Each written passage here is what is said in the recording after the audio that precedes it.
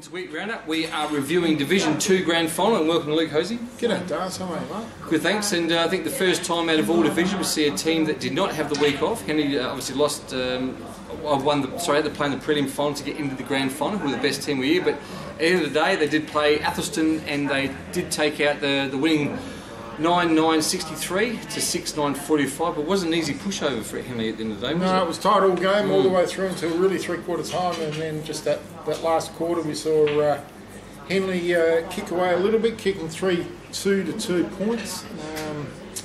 So well done to the Sharks. And scores were level at three-quarter time, so that's how close this game was until the last quarter. But Athelston with 2 points in the last quarter didn't help.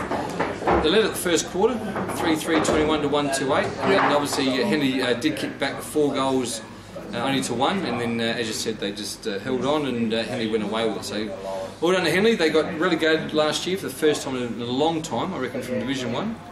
2005 was their first year back in Division 1, because we actually, Hodges and I were coaching there in 2005. We got them when they just come out of Division 2.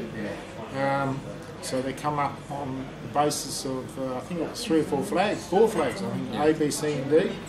And I know last week the Bees got beaten after, they didn't lose a game all year until the grand final, the Bees, unfortunately. Yeah, how often do you see that? Which is, their C grade won though, so their A's and C's won, so they were strong throughout the club again. So they're in a good spot to go back to Division 1, and well done to Jared Wright and to the Henley Football Club. The amount of work these guys did over Christmas after being relegated, over the summer break, was amazing effort. And everyone around the area knew about what they were recruiting, and everyone knew in January that they were going to probably go straight back. So, but it took a lot of work once again, new coach, a lot of recruiting. Well done. And was Athelston back in Division 1, so it's probably been a long time since they've been in Division 1 as well. So they come from Division 3, lost the flag last year to Pembroke. This year lost the flag to Henley, and they've gone back to Division 1 on the back of 2 grand final losses. So well done to the Raggies. We saw them twice this year, and very, very well coached by Sheedy. So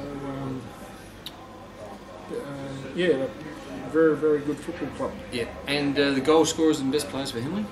For Henley, Highland kicked 2, Longman, James Stewart, Timmy Broadbrent, Michael Gordison, Jeremy Johncock, Dennis Redden and Jack Enright.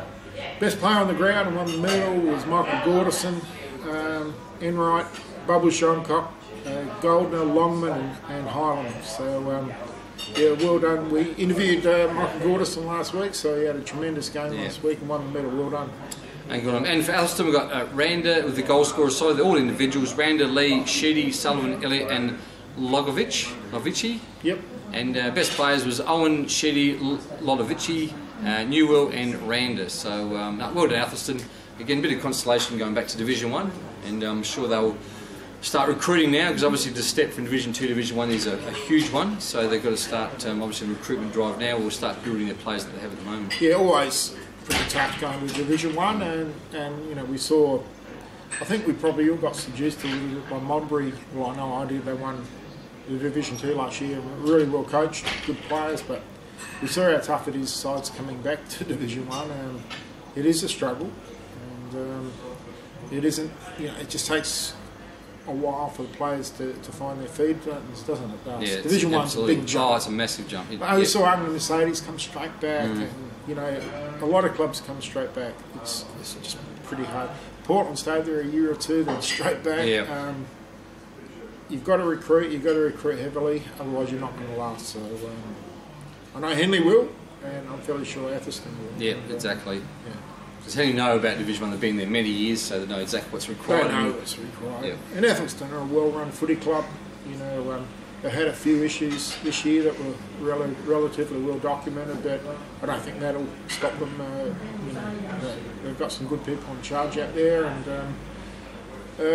Brownie and that out there running the Athelston Footy Club, and Stephen Brown and that. So well done. Though I'm quite sure we'll. And very well coached. We saw him this year, didn't we? Yeah, absolutely. And, really well coached with Sheedy, and yeah, well done. I think you see most of these players like Gortz and Enright, John Clark, they're playing another year again, so they'll be pretty strong in Division 1. I don't see any of them. They're all ex-Henley players from years gone by, so not as if they come We got from another Bubbles club. there in 2005, so Bubbles will be into his early 30s by now. Mickey Gordison, I don't know, he's probably 28, 29, I'm guessing. Port District's junior, young Enright. There's a few there who are getting on a bit. Jimmy Stewart was there when we were there.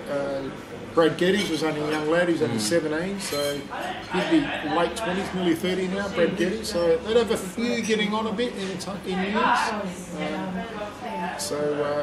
They'll want to recruit a few youngsters as well. So. But yeah, that's it. Good over some. If you hear any news or rumours or anything about coaching changes or player changes, please send them through to us on Facebook. We'll be happy to maybe see a couple of programs during the summer, and we'll see you next year. Well done, thank you. Yeah.